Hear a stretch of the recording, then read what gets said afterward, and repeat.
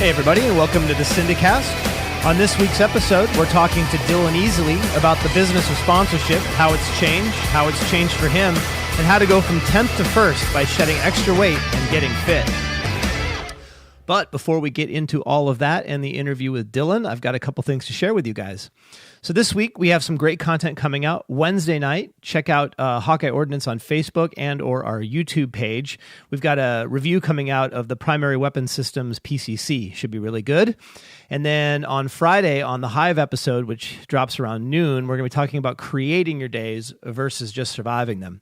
Should be a great week, and I invite you to take all that in. So, once again, I also want to encourage you to take the following action. So if you are new to being an influencer and have less than 1,000 followers on Facebook or Instagram, pop over to HawkeyeSyndicate.com/first1000, enter your email address, and we'll send you a PDF on how to get to that first 1,000 followers on Instagram. So you've got some influence.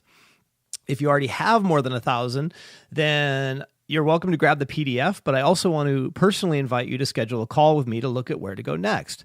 So it's like a 60 or 90-minute call, kind of like the ones you've heard with Jamie Langworthy last week.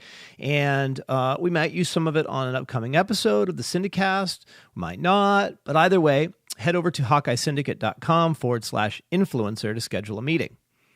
Now, if you're a manufacturer, retailer, gun range, shooting club, all that good stuff, we've got something for you as well. So go to HawkeyeSyndicate.com/join the syndicate, and we'll, and fill that form out. And what we'll do is a deep dive on your current state of marketing, so your current marketing plan, the way we see it from the outside, and then provide you with a tactical marketing plan. So like some really actionable steps you can take to further your company. Now, whether you use us to do that, you want to do it yourself, or you want to use that document to shop other companies, that's fine with us. We just want to improve the overall look and feel of the shooting industry in a meaningful way so that our Second Amendment is protected forever, and I still have a business.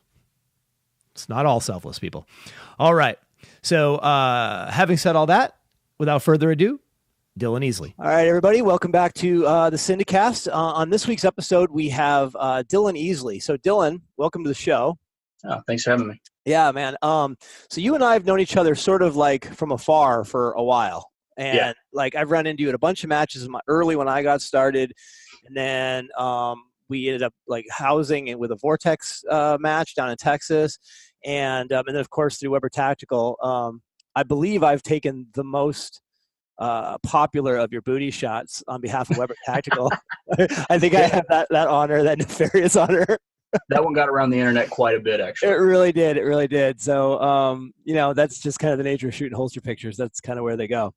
But so you have been in this game for a while now. You said like 2012? Yeah, beginning of 2012 was when I started. Okay, and that was with 3-gun or pistols, or how did you get into this? Man, I jumped right into 3-gun. I really, in all honesty, I wish I would have started with pistol. That by far the weakest game for the longest time. And what I've noticed is that a lot of the rules translate over from USPSA over to 3-gun, and a lot of the pistol skills, if you start them in USPSA, transfer to 3-gun really well, and then picking up the other 2 guns. I don't know if I would have started in USPSA, if I would have just stuck with it or not, but man, it would have made life so much easier in 3-gun. Yeah, totally. Right. I mean, those guys, the pistol guys show up. We do these bay matches here on Wednesday nights, like 3 stages and 50 by 75. And we try to make it as 3-gun as we can, but the pistol shooters come up just to before a big match, they're going to shoot like the Tri-Guns here in town. You've been to a few times. Yeah. The pistol shooter guys, the USPSA guys will show up to my matches just to train for that. And they just it screws up the whole curve because they come out with their pistols and just shoot everything, 30-yard pistol steel, not a prop, ding, ding, ding, ding. Oh, yeah. And it's great fun to watch, but it's definitely not my area. So you got in 2012, and then you're currently sponsored by some of the best companies. You got Vortex, Rise Armament, which I got a chance to hang out with Garrett at the governor's match. He's a great dude. And he broke my 1,000-yard cherry with one of those. It was great fun. We actually ended up using those same rifles the next weekend at the Vortex Extreme to win the gas gun division. Well, holy crap! Really? So, yeah. You think it was pretty cool? You'd think I'd know that as one of the partners in that whole. You imagine that thing, but Garrett was my partner for that actually. Yeah, right on. Really cool. All right, really great. Was there anybody even close, or who was on your ass on that one? There were a few people. Nephi Cole from NSSF. Yeah, He was shooting there, and he was doing pretty well. But we somehow our time ended up really good. Neither one of us were really in shape for that. And it was one of those things. I think we had a bit of an advantage. We were there the weekend before and shot the Wyoming Governor's match. And, they say that with altitude, you need 3 or 4 days to get used to it. Did you just stay up there the whole time? 4 days, and so we cooked through it. I mean, cool. We did, I think it was 8 or 9 miles, and we finished in, I think, 4 hours and 10 minutes with almost an hour of wait time. Wow. When we were catching people in front of us. Wow. That's great. Really great. Yeah, it was a really cool. I was going to stay for the whole thing, but I had to come back because I had to fly out and do the it was either the PCC match or the Rimfire thing. It was one of those down at the Lucas Ranch. I racked up 21 days living in the Lucas Ranch this year. Hey, it's a nice facility, so it is a nice rack up 21 days. No, it's better. It beats the hell out of a lot of the places I've stayed. So, and then we got Warren Scope Mounts. You've been with them forever. Been with them quite a while. Yeah. I initially got on with them when Ken Flood went over there. Okay. And Ken was actually the match director at the first club match I ever shot. Really? So Ken Flood was there when Mark McSorley and I went over there, and both of us just got our butts handed to us. And so he was along for the ride as I started showing up to the club matches there, and eventually got to where I was winning the club matches. And so I had a pretty good contact and an in, and I mean we eventually hooked up and connected. And super cool. Was that at the relationship sense at the CMMG range? Yeah, that was at the old CMMG range where the Midwest 3-gun. Yep. I think it was like the FNH Midwest 3-gun and the CMMG Midwest 3-gun. Yep. Unfortunately now, not unfortunately, but now it's a shooting / off-road park. Yeah, well, he got really. CMMG got into some different stuff. Yeah, he really did. I was out there the second year of CMMG and did that like for 3 years, and then there was the year. Let's just say there was alcohol and like miniguns, and that got a little weird. And then, the old days. You talk to guys who have been in it for a long, long time.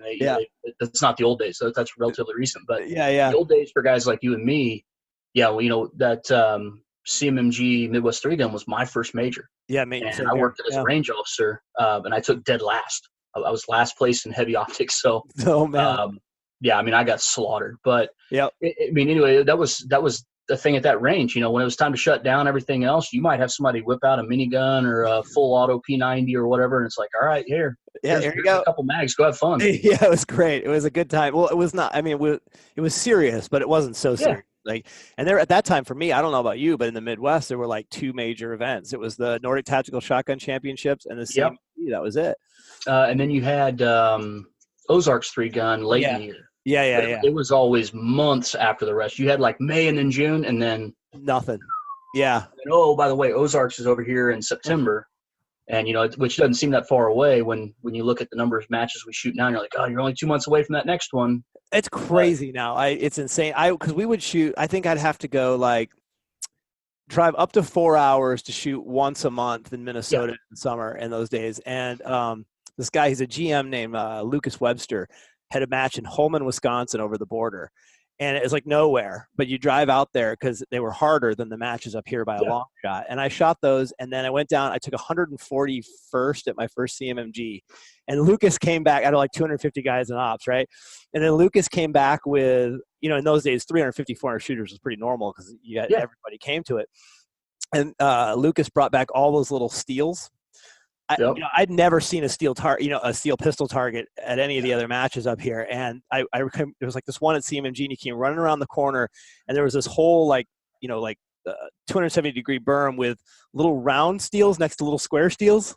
And you had to come through with your shotgun and pull all the little round ones out and then take all the pistol ones. I burned like 4 magazines out of like a SIG P229, like 10-round thing, shooting at that thing.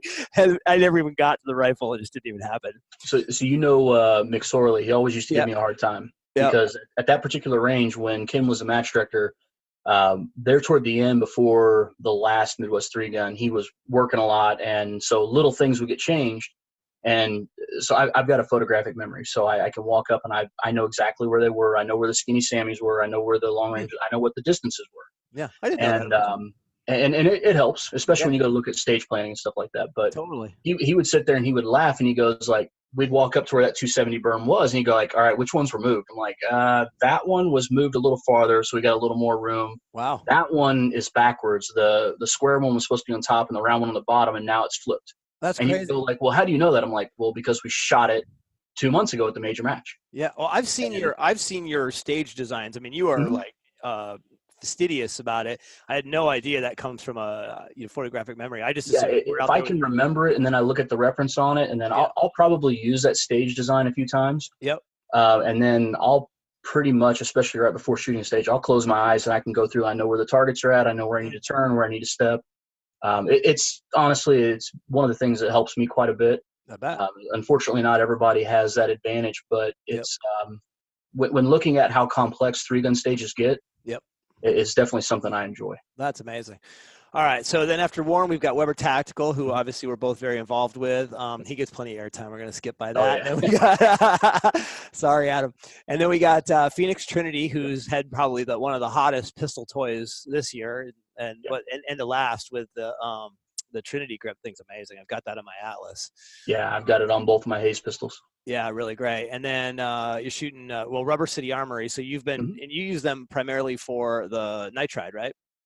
Well, I do both black nitride with them on a lot of the steel parts. So like both of my Hayes pistols are black nitrided. So that's the finish that I prefer. All my mag tubes. So I picked up MBX Extreme Magazines this year as a sponsor, and all of my MBX magazines are black nitrided on the tubes. Really great. The new ones I got in are going to be sent out. But then I also use the bolt carriers from them. So I've had a couple of the full mass ones for guns that I shoot suppressed. Some low mass ones, and then this year and last year I shot the titanium version.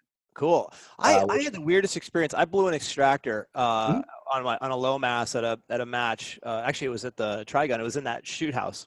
Yeah. I broke my extractor halfway through that shoot house, and it was not good. So I was like click bang, click bang, and it was a nightmare.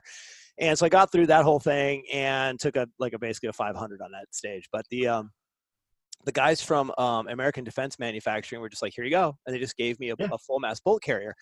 And I was so convinced in my head that the low mass was making such a massive difference. And it does help. But I put the 16, it was basically a full mass, like M16 bolt carrier in there. And I was just like shocked that it just really didn't make that big a difference. No, it's really not. There was a video of me shooting, this is before I was sponsored by Rise, but a video of me shooting a 3-gun nation classifier, and at that time I had set the fastest time in the country. And there were several people going like, oh, that's not blah, blah, blah, there's no way. And then you go through and I put the Max Michel shot timer to it and got it like, hey, listen, it's actually 0.02 seconds faster if you do the actual shots. And basically what you ended up with was a factory gun with a silencer mount for a muzzle brake, full weight carrier. The gas system on it isn't, I'm not going to say it's not adjustable, but it goes from suppressed to unsuppressed. And then it was like an H2 buffer. Wow. And so after that, I was like, the race parts can help aspects. They can speed up how fast it cycles. Yep. But they're not dramatically changing how the gun functions. And a good gun that's built right, even with full mass everything, as long as it's not grossly overgassed, you can shoot it really well. Yeah, we run into Arms and Arms is one of my clients and probably my favorite gun shop in the country. I just love them. They basically gave me my start for all practical purposes. And we have guys come in all the time. And Hawkeye Ordnance has always been about the blue collar guy. Like we can get you an M2 totally race ready for like $1,700, with the gun. It's like it's no X-Rail, but I mean, it's like the truth is it runs great and it works and it has all the things you need. And people come in and they want to buy like a $2,200, $2,300 rifle. They want to buy like, a SDI pistol, and then they want to spend $500 on a Stoker shotgun. Yeah. And I'm like, the one gun that fails constantly. The one that's constantly is the one they want to save money on. I know. So I always tell people like, look, I mean, get a Glock 34 or the SDI. You're probably better off spending your money there. And then get like the Armalite 3-gun rifle right out of the box. It's got everything you need. You could ride that gun for years, right? And then get a freaking decent shotgun, Breda M2, whatever, one of those ones that works. And if you're slight, maybe we'll put you into a 1301 or something like that. But I mean, it's just like, everyone wants the sexy rifle. Yeah, I think there's so the 2-gun, the guys who don't want a 3-gun, they don't want to invest a lot. And you got the guys who do 3-gun, they're like, oh, you only shoot 12 rounds during a stage. I'm like, yeah, but when 12 rounds covers the same amount of time as 32 rounds with a pistol, totally, and 27 rounds with 4 long-range targets with a rifle. Maybe you should invest some money in those 12 rounds. Totally. Well, and up here in Minnesota, we don't have anything over a couple hundred meters. So we're like sticking out. Yeah, we'll stick out a crap ton of steel out there for shotgun. So it's not 12 rounds up here. It's 24. Oh, no. The shotgun being probably one of my best strengths, I've always fared better whenever I go to Minnesota based on that. Yep. They put out a lot of shotgun. They put out some heavier shotgun. Totally, with those big tubes. Yeah. And people don't realize you can't hit a round edge square like that. So you have to typically choke up just a little bit. And at the time, I was running pretty much light mod on everything. Right. And they're trying to run an IC, and I'm smoking their times, and they can't get plates to fall and can't get tubes to fall. And that's it. I always fared well when I went to the Tri-Gun. Yeah. I think that's a big reason why. Yeah, it's a cool match. I'm glad to see that one has done as well as it has. Okay, then we got MBX we mentioned, which are great magazines. Shootsteel.com. Yep. Is it Max T or is it Maxed? I never know for the jerseys. That's a good question. Okay, all right. I signed on with them mid-year this year. Okay, cool. And I've had a great relationship with them. Are they doing those sleeves for you too? Those? No, I did those a couple years ago. Okay. And I won't say the company because I don't typically like to bash any kind of product, but the material used is different. Yep. Because you're talking about it's spandexy or whatever, and basically it's kind of a sleeve to hold some compression. Yeah. And it actually it did help when it was hot outside because it holds a little bit of sweat to you, but totally they fade way faster. Okay. So if I ever do something like that again, it will be something with definitely a drastically contrasting color. Maybe a red jersey with black sleeves would be fine. So they don't look different. Yeah, I got it. Well, yeah, I mean, it got to the point where I'm like, it's hot out, but that looks stupid. So yeah, I got it. It was unfortunate. And then the last one on the list here, which is a long list, and never heard of Area 419. So they're primarily a PRS-based company. Okay, cool. And I actually had a chance to meet a couple of the guys from there and talk to them online and everything else. And we planned on meeting up at one of the where the Midwest, or it was the Missouri 3-Gun Championship. I keep wanting to call it Midwest Championship, but we were going to meet up at one of the club matches there and hang out. And they were kind of interested in 3-gun, and I was kind of interested in PRS. And I shot with a silencer at my first PRS match, and I noticed that the gun kind of came off target, and then I had to come back and find it. Yep. I shoot with a break, and that doesn't happen. Yeah. Well, I wanted to shoot with a can because it was quiet, but then you realize that the stages in PRS are, 15 yards apart. Okay. So I'm not shooting with that ear pro when they're firing them off with a, 6mm Creedmoor with a giant break on there. Well, I got to wear my ear pro anyway. Yeah, I love the idea of suppressors, but the only shooting I do is competitive for all practical purposes. Yeah. Yeah, I've got Baker's dozen worth of silencers. So yeah, I got it. But I just kind of I wear the guys from Wild Ear made me a set of ear pro a bunch of years ago. It was a super nice gift. It's one of those things where I didn't do anything for him. They were just like, hey, this guy was really cool, and he's like, you up? And it's like the whole world is suppressed. It's wonderful. Yeah.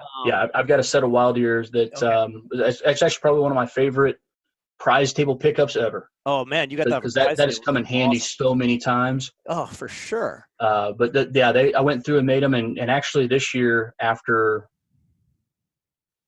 whenever the first Extreme Texas 3-Gun was, the one that Kurt Gruber was putting on, whenever that first one was, I won a set of them there. And when I picked the box up, you know what the little boxes look like, right? Totally. Yep. I picked the box up, and I'm like, I walked over, and Jana Reeves was sponsored by him. And I go, Jana, I'm either going to be really happy or really pissed. Yeah. And she goes, well, what do you mean? I'm like, if these are rubber earplugs, because there's nothing on it to say what they were. Oh, really? And 3 or 4 people walked past them, because I had a pretty rough match at that one. Yeah. And 3 or 4 people walked past, and I picked them up. I'm like, man, if these are electronic ear pro, I'm going to be so happy. Yeah. And so she's like, no, I'm pretty sure they're electronic. I'm like, I'm about to be extremely happy. So I walked up to the Wild Ear guy, and I'm like, hey, are these electronic ear pro? And he's like, yeah. He goes, basically, that's the kit to do the molds that you send in. I'm like, he goes, are you going to keep them or are you going to sell them? I'm like, oh, hell no, I'm definitely keeping them for sure. And he goes, do you want to do the molds now? I'm like, oh, yeah. Was that so I sat down right there, did the molds right after the prize table. You know what it is, like a week, 2 weeks later. Totally, yeah. Everything shows up in the mail, and I've been using them at quite literally every single indoor, every single outdoor, every practice session. Everything. Everything. I even use it hunting, and which a lot of people don't think about. When you talk about how small the competition world is, how big the hunting market is. Okay. Yep. I'll go dove hunting, And half the time, if there's not a ton of them in the air, Yeah. I can usually hear something coming with them turned up. That's amazing. The only downside is with the high cheek weld that I typically have to do, if I have my shotgun all the way up here, it starts to squeal at me. Oh, sure. So, yeah, I can see that. Encouragement to get my shot off a little quicker. I got the Nordic. My cheekbones are like right there, right? So, yeah. Mine are up here, and I have to use all kinds of stuff. Like I tried shooting a Browning A5 for a while. Yeah, I remember that. I could not get my head up high enough and still touch the cheek. Huh. So my Benelli M2, on the other hand, taller cheek riser, stock canted all the way up, and it's just about perfect. Wow. So, I'm on the opposite end of that spectrum. Totally. Well, and I mean, look, I pro isn't sexy and ear pro totally isn't sexy, but I got to tell you that my eyes and my ears are the two things that I'm spending the most time, the most personal money on in the last several years. Yeah. The wild ear have been great. The company I've been screwing around with is Hunter's HD Gold. I saw some of their stuff. I haven't had a chance to check it out. Yeah, they're really, really super big in the like the rimfire world, and they're kind of in your neck of the woods. It's worth checking them out. But it's a yellow lens, which takes a little getting used to because you get a lot more light coming into your eye. But they're photochromatic, so they darken and lighten throughout the day. And the only thing about them is right now all of their frames are OSHA, so they're all fugly, right? They're all really bad. Yeah. So I sent him a set of Ray-Ban frames, and he put in the lenses for me, and they're just they're remarkable. But they're $400. Oh yeah. Well, it's I can't remember it was Italian company Pila. Yeah. Yep. And it's something crazy like $800 or $900 for a set with 3 sets of lenses. I'm like, yep. I got an Oakley budget. Yeah, totally. And the worst part is, so I've actually won a set of Oakleys. Yep. And I can't wear that set, but the set that I bought 3 or 4 years beforehand, those are still my favorite. And just a real quick story. I was walking with Ruben from Vortex at SHOT Show, and we walked by the Oakley booth, and I'm kind of looking through, and Ruben kind of notices that I keep flipping the glasses around to look and see which one has the nose piece on there that matches mine. Yeah. Oh. And he kind of goes, "What are you doing?" I'm like, "Man," I said, "I wonder which one of these pairs has the nose piece on." I'm like, "I'll buy a freaking pair of sunglasses to get the nose piece because my competition ones that I wear for everything, I wore it out. Like the rubber was delaminating on it." And the guy from Oakley walks over and he goes, "Which ones do you have?" I'm like, "Man, they're the old shooting glasses. Came with 3 sets of lenses. I think they were the original Tombstones." Yep. And he goes, "Well, you got the new Tombstones." I'm like, "I already have a pair. I don't like them." And he goes, "Why?" I'm like, "I have a fat head and they still won't stay on mine." Yeah. And he goes, "Well, you got to wear earmuffs." I'm like, "I can't because, long guns push them off." And so he goes, "Oh, okay." And so he walks the guy at Oakley, and, Ruben's kind of standing there going like, "What in the hell's happening?" The guy at Oakley walks over, finds a pair of random ones that just happen to use the same nose piece. Really? Pulls the nose piece up. He goes, "Here you go, bud." Wow. And I was like, thank God. Wow. Like, "Well, what do I owe you?" And he's like, "Nope." He goes, "We don't sell this piece very often. Yeah. We've got some spares back there. I'll put one on this. Don't worry about it." And so I've been using that all year this year. That's great. So yeah, I got a set of success of it because of that Oakley nose piece. The Tombstones off of a prize table, and my head is like the opposite of yours. I'm like skinny head, and I can't keep those things on without putting a cord behind them. And they're intended to be held on by your earmuffs. I get headaches from them. I got a vein that runs right through here, and when I put the muffs on, after about 15-20 minutes, I start to like get all antsy, and pissed off. Then an hour later, I've got a throbbing headache, and it just sucks. So anyway, that's the pro conversation. It gets better, people. I swear we're going to do something interesting next. All right. So, okay, really great. So one of the reasons I wanted to have you specifically on the show as we're kind of rebuilding our audience here is that we've had quite a few people on that were either brand new, like just trying to figure the whole thing out. And then we've had like guys like Freilich on who are like, the guy just wins. I mean, he's just like a super winner, right? He doesn't need to have a big audience. He just wins a lot, right? Yep. But he's only really been around for like 3 years. Yeah. No, I think either the original Trigun, maybe. Yeah, something like that. I'm sorry, not original Trigun, because there was a DPMS Trigun way back when. The original Trigun I went to at Forest Lake that started there. The first one without a blunderbuss. I think I was squatted with Freilich though. Yep. And he was trying to shoot like an open Glock and had all this other stuff. I mean, it was just this ugly train wreck, and he was not doing good. And I'm kind of like, man, who the hell is this guy? He has worn the frame on that Glock out, so it looks like this.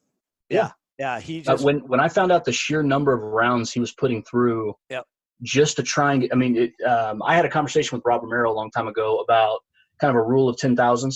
Yeah. If you really want to be good at it, you need to have a minimum of 10,000, and I'm not talking 10,000 rounds, but 10,000 reps on a drill, 10,000 reps on a transition, 10,000 reps on anything. If you want to be good at it, you got to have 10,000. And so we talked about it, and I went through, and when Freilich talked about how many rounds he was shooting, he's doing this drill over and over, and then switching to this drill and doing it over and over, and doing it day after day. A lot of us practice Friday, Saturday, maybe Sunday sometimes. Yeah, sure. And Freilich's practicing Monday, Tuesday. I mean, he's going through every day of the week, and however many rounds he's putting down range, you're going like, you're going to go from who the hell is this guy to IPSC world champion in 3 years. Totally. Well, have you seen him lately? He's shed trimmed like out. Pounds. He's back to like his fighting weight. He's going to be scary this year on that. Yeah. He doesn't intend to leave too many, unintended first place. No. The only thing I think that he has probably a hard time getting practice with right now is long range. Yeah, totally. And I told him, like, man, I said, let's make a couple weeks out of a couple weekends or do something, and fly down here. I'll pick you up, and we'll do nothing but long range for a weekend or two, because that's the one thing I do have advantage. I've got a 400-yard range where I can play anytime I want, and then I can push out to 1,100 yards if I really want to. Wow. I can play. I can play long range all day long. Cool. Let's schedule it. Let's make it happen, because there's a lot of things that I'm sure I could learn from him when it comes to the movement aspect and some other stuff. Totally. Yeah, he's got that. I mean, he's working the movement right now like crazy, which is really fun to watch. But the point of the conversation is like there just haven't been anybody on this show to talk about the business with from like back. I mean, because like if we look at 2000, somewhere between 10 and 12, it went from like really outlaw to where we are today, which is not so much. There was the evolution of Three Gun Nation, which for better or for worse galvanized a lot of us in one camp or another. But and then there's just a million more matches. There's more money in the game. And I would argue now we're on the downside of that as it relates to like budgets for, because there's just not, but part of it is just there's a lot more matches and so less money to spread around. Yeah. I mean, finding $1,000 set of custom earplugs, in like 20th place or whatever doesn't happen like it used to, No. I mean, Ken used to do some things where like he'd stuff some stuff way down at the end in like a bag and you'd pull it out and you'd be like, what? You go through and you'd be like, man, a Surefire 60-round mag. At that time they were $200. Totally. And you'd find it in like, a bag in the bottom, and you're like, what? Like I did horrible, but I got, I got this, and then we found out that they were every time they dropped. But that was a big deal when he did stuff like that. I've heard, was it Rocky Mountain used to do some stuff like that where he'd have some ammo cans or something down the line, and you'd be like, you don't know what's going to be in them, but it might be really good. Well, Dean DeTurk, when he was doing the 3-man 3-gun in Top Gun, he would pull a bunch of cash out of the drawer, and he would go and he'd just put hundreds in down on the bottom, and and so people like would, just like, I mean, it's such a big deal. I mean, it's one of the things I really got this year before we jump into this next conversation is doing all these matches with strategic match design. I had forgotten somewhere along the line that for most people, this is their vacation money. Yeah. Like I kind of forgot that, like, almost everybody, like 95% of the shooters that are there, let's just say 90 to be safe, they could have gone to like, the Wisconsin Dells, or they could have gone wherever your little local, cool thing is with the kids for the weekend, or this match. Yeah. And so that's when we started, like, got really serious about it. Like the way we take pictures now is the first day, the only thing I do is make sure that everybody gets a roller coaster picture. Yeah. Something to go home with, a cool shot of them with the smoke and the, whatever I can get to make it look great. Cause the bullets always hit the targets on the picture. You know what I mean? Yeah, right. Yeah. And so, I mean, you can take video of somebody in the bottom and it's like, you can't use it. I mean, it's unusable. It's too slow. There's not enough excitement, but the images always like capture a moment for that person. And so like, that's what we got really serious about. But as we're talking about this whole thing, it's like, there's a lot has changed. And I'm just curious from your perspective, like, what's your perception of the business been like through the sort of arc of your career? I mean, I've watched you enough in the last several years to know there's been some serious changes recently for you, but like, what has it been like for you to watch this thing grow up, get huge? Maybe we're on the slide a little bit, but we're certainly not growing like we were. Yeah. So tell me a little bit about your thoughts on that. I'm curious. So, when I started in 2012, one of the things I noticed, there were very few people who were sponsored. At least it seemed like it. Yeah. Everybody was like me. They wore an Under Armour t-shirt or their favorite gun company's t-shirt. They came back the second day of the match wearing the match t-shirt because I just got it. It's brand new and I want to wear it. Yep. And there was kind of an aspect of that now, but there was at the time, I want to say maybe some sponsor envy. And I know I kind of felt it for a while. Sure.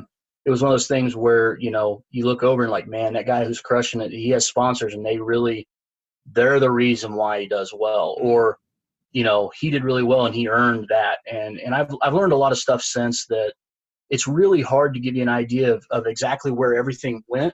Yeah. Because my perspective in 2012, moving into 2013 as relatively unsponsored new shooter who's getting his butt kicked into 2013, late 2013, 2014, where I'm starting to do a little better. I've got, at the time we did a Gateway 3-gun series and we had a Gateway sponsorship. It was kind of a brainchild of Jeremy Maddox and Aaron Parmenter from AP Customs. Okay. Yeah. And I ended up joining that in 2013.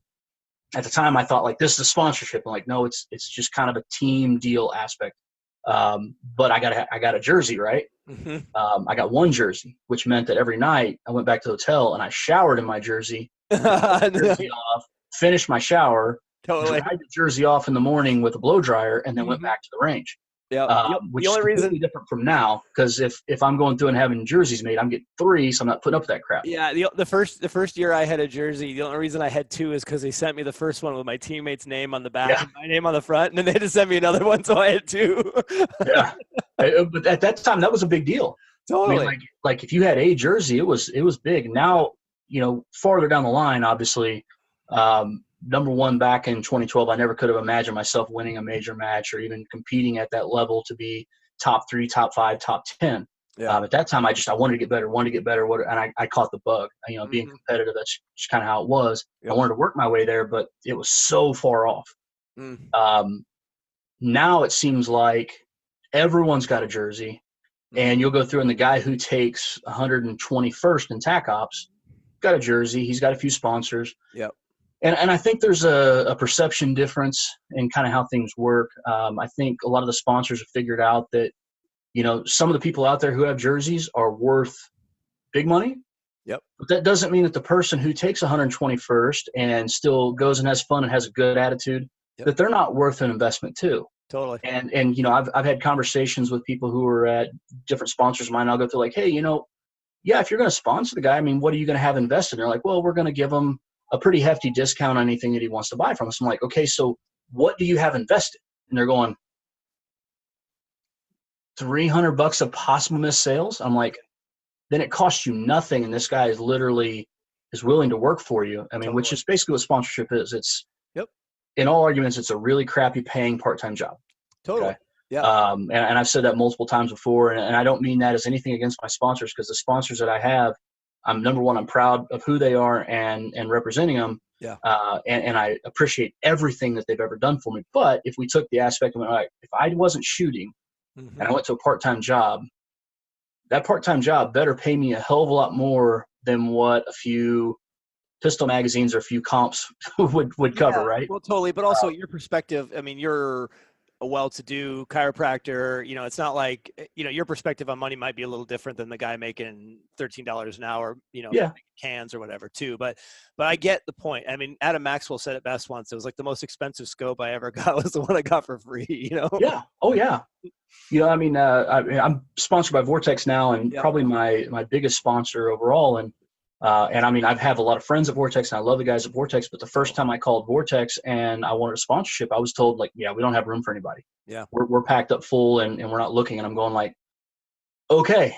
And then it was like, okay, well, I already have a razor, so I bought another razor. And they're going like, you have 2 of them? I'm like, well, yeah. And they're like, you bought another one? Yeah. Yeah. They're like, you like them that much? I'm like, yes. and then as I improved and got better, and then I changed a few things, my outlook, a little more positive, a little less negative, a little less trolling, a little more, maybe offering some valuable content instead. Totally. When they came back around, they're like, what do you think about sponsorship? And I'm going, what? Yeah. That was like the one big sponsorship I really, really, really wanted. I wanted to be a part of Vortex. And now when I look at it, I mean, God knows. I mean, I hope my wife never finds out exactly how much money I've spent by being sponsored with them. No kidding. Because right? when you have the opportunity, like, I want to buy that, and they're going like, same card? Like, yep. Yeah. So I got a sweet stack of empty Vortex boxes and a whole bunch of Vortex optics on different stuff. I've seen some of your pictures. I hope my wife doesn't sell them for what I said I paid. Yeah, no, totally right. Yeah, I actually just from Vortex, I just did a review. It'll air next Wednesday. Well, it'll air the day after this airs. For the PWS as a PCC out. I just love this gun. It's wonderful. And I put the little crossfire on there because I just didn't have time to deal with Colin Rubin, the whole thing, you know. So I just threw, I could pick one up for $1.25 or whatever at the shop. I threw it on there and I'm just like, God, this is why I love these guys. Mm-hmm. You know, they got something for everybody. They got something at just about every price point. And you know, that's the hard thing for a lot of people to understand is with everything at all these different price points, you're like, well, that's a cheap red dot. That's the idea. Totally. Here's the expensive one, here's the mid-range, and here's the cheap one. Yeah. If this is what you can afford, lifetime warranty, no questions asked, whatever happens, run it over with your car, hit it with a hammer, doesn't matter. Yep. Boom, get it replaced. If something fails with it, send it in, they'll replace it. Totally. You know, all the way over to the high end, you've got, you know, like a UH1. Yeah. You know, I've got one of those on one of my SBRs. I'm like, this is freaking awesome. And then I'm like, okay, well, I got a PCC to shoot, and I want to play with one on there. So I bought one and put one on there. Then go and shoot it, and that's what I shot at the UML National Championship was that on my PCC. I'm like, hell yeah, this thing's awesome. Yeah. But it's not a $125 optic anymore. No, absolutely not. I just needed a dot to make sure the gun ran. It was just perfect for that. But the so you've really, this is you building up all your steam, right? This is you crawling up. You know, I mean, I don't think I've ever been in a match with you where you weren't in the top, 10, you've made yourself to a really, really high level of the game. And then I think I ran into you a couple of years ago at Rock Castle. I don't know if it was Blue Ridge or something.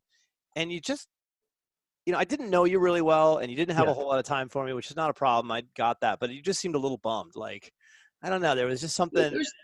There's been a few times. Yeah. I mean, there's been a few times, there's been some, I don't want to say ugliness, but I mean, I've had to leave 3 or 4 sponsors in the past that, our personalities didn't mesh. For sure. And the hard part for me is, knowing it's at the business sense. So, I mean, I've got 2 small businesses that I run, a third one that I'm looking at opening. And with those businesses, hey, it's business, right? And it's not personal, it's business. If I have to fire somebody, hey, it's nothing personal. And the hardest part is, and the reason why I'll never hire a friend or family member, and what I do is because if I have to let them go, you can't let your cousin go. No. There's no way to let them go without your aunt and uncle hating you. Totally. Your cousin's brother and sister being, you know what I mean, right? Yeah. And so, we're such an inbred culture. I mean, I hate to say it. Kind of, yeah. I mean, when you look at it, if I went through and I made a phone call today and like, hey, you know what, I'm mad, I'm furious, I'm done with Vortex. And then the next day I call, Ruben and Adam and Travis and all the guys over there that I consider really good friends. Like, hey guys, what's going on? I'm like, dude, you just trashed the company we work for. Yeah, totally. So one of the things that I've learned is, I've been bummed in the past. Negative mindset of things weren't going my way. Relationship wasn't going well with the sponsor. And for me, it was really personal. It was an aspect of, hey, I'm upset because here's somebody I'm friends with.